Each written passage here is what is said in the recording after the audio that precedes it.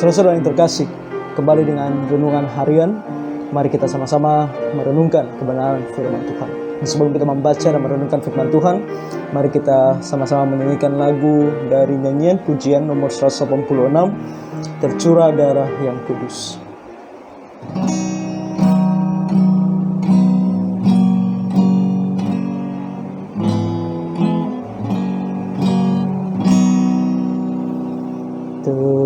Tercurah darah yang kudus di bukit Golgota,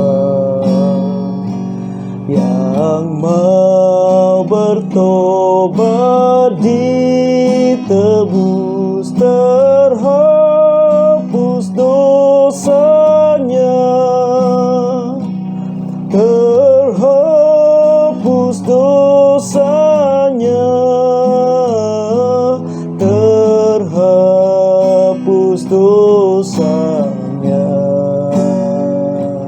Yang mau bertobat ditebus, terhapus dosanya.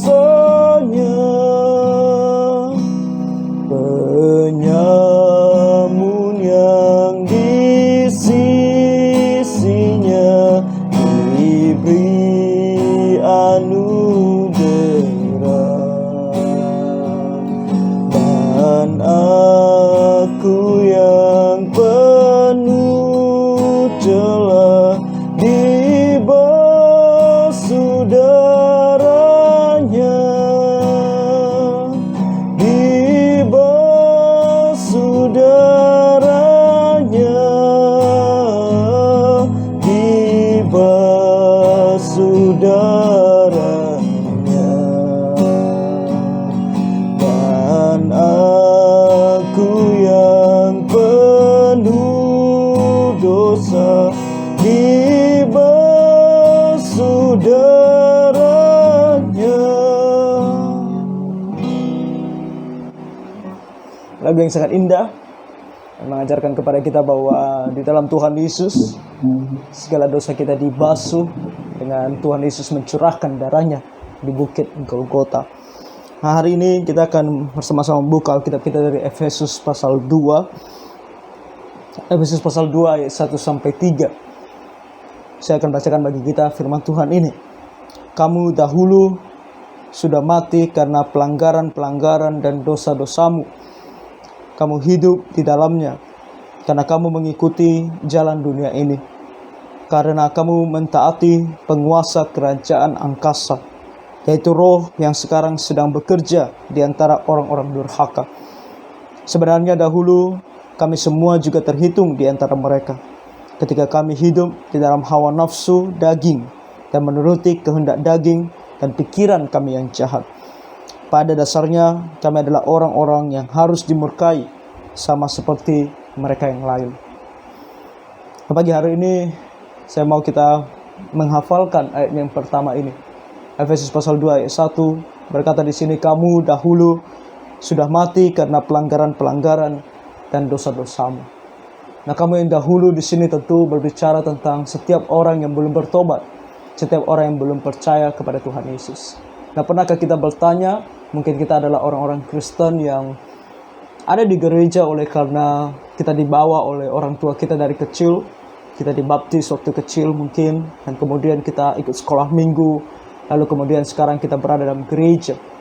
Namun semuanya ini dilakukan hanya sebatas rutinitas di mana kita melakukannya. Nah, mungkin sebagian daripada kita karena rutinitas ini, maka kalau kita tidak lakukan, kita hanya merasa kurang lengkap saja hidup kita tanpa pergi beribadah. Namun dalam kehidupan sehari-hari kita tetap berada dalam sebuah pertanyaan, kenapa kita melakukan semuanya ini? Kenapa kita menjadi orang Kristen? Kenapa kita menjadi seorang yang percaya kepada Tuhan Yesus? Dan percaya kepada Tuhan Yesus di dalam Alkitab diajarkan kepada kita bukan untuk mendapatkan apa yang kita mau, bukan untuk bahkan mendapatkan kekayaan dalam dunia ini, atau bahkan kesuksesan dalam tolak ukur dunia. Ada sesuatu yang jauh lebih penting dari apa yang bisa ditawarkan oleh dunia kepada kita. percaya kepada Tuhan Yesus harus memiliki satu alasan yang jauh lebih penting. Dan alasan yang jauh lebih penting ini adalah karena di dalam Tuhan Yesus kita mendapatkan pengampunan dosa. Kita adalah manusia yang diciptakan Tuhan dalam gambar dan rupanya. Ada manusia yang baik, ada manusia yang bisa dikatakan begitu polos ketika Tuhan ciptakan pertama kali. Namun oleh karena kita telah melakukan dosa, Adam dan Hawa telah jatuh ke dalam dosa dan kita sendiri telah melakukan dosa, kita kemudian menjadi orang-orang yang durhaka. Dan firman Tuhan ini berkata tentang manusia dahulu, kamu dahulu sudah mati karena pelanggaran-pelanggaran dan dosa-dosamu. Artinya bahwa sebelum kamu percaya kepada Tuhan Yesus, kamu adalah manusia yang mati di dalam dosa. Kamu adalah manusia yang layak untuk mendapatkan penghukuman.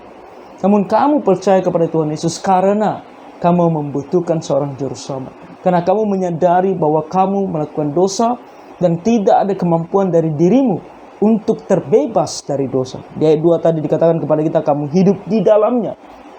Kamu hidup di dalam dosa. Kamu hidup dalam dosa karena kamu mengikuti jalan dunia ini. Kamu akan mengikuti arus dunia ini.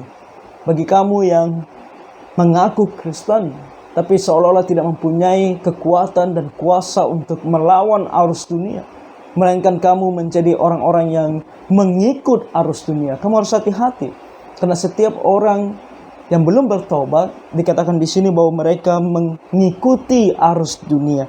Dan dikatakan di sini karena kamu mentaati penguasa kerajaan angkasa. Dan penguasa kerajaan angkasa di sini selalu tertuju kepada iblis. Kamu mengikuti segala keinginan iblis dan itu ditandai dengan nafsu duniawi dan segala macam dosa yang kamu terus lakukan dan kamu tidak berdaya untuk berhenti daripada dosa tersebut.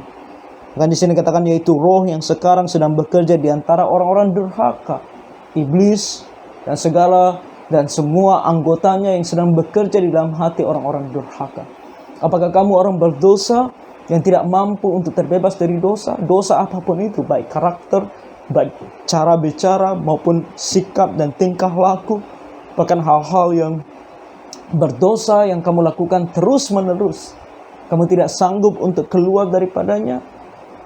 Nah, kalau kamu tidak keluar daripadanya, tadi dikatakan di ayat ketiga bahwa di akhir daripada ayat ketiga dikatakan pada dasarnya kami adalah orang-orang yang harus dimurkai sama seperti mereka yang lain. Jika kalau kamu tidak bertobat, kalau kamu tidak datang kepada Tuhan Yesus, maka dosamu itu akan mengakibat kamu menjadi orang yang dimurkai. Yang dimurkai di sini artinya orang yang akan dihukum oleh Allah. Tuhan mau kamu selamat, tapi kamu menolak untuk diselamatkan. Oleh karena itu, kamu akan dihukum dalam api neraka. Kamu harus menyadari betapa kamu memerlukan Tuhan Yesus. Maka bagi kamu yang mengaku Kristen, sudahkah kamu sungguh percaya kepada Tuhan Yesus? Karena kamu menyadari bahwa kamu membutuhkan Dia sebagai Tuhan dan Juru Selamat pribadimu untuk menghapus segala dosamu. Jika belum, maka percayalah kepada Tuhan Yesus dengan segenap hatimu, maka Dia akan menghapus segala dosamu. Dia akan juga memberikan kamu kemampuan dan kekuatan untuk kamu melepaskan diri dari berbagai-bagai rupa-rupa dosa. Jadi kiranya Tuhan menolong kita. Inilah kenapa kita percaya kepada Tuhan Yesus. Dan kenapa kamu harus percaya kepada Tuhan Yesus. Mari kita berdoa.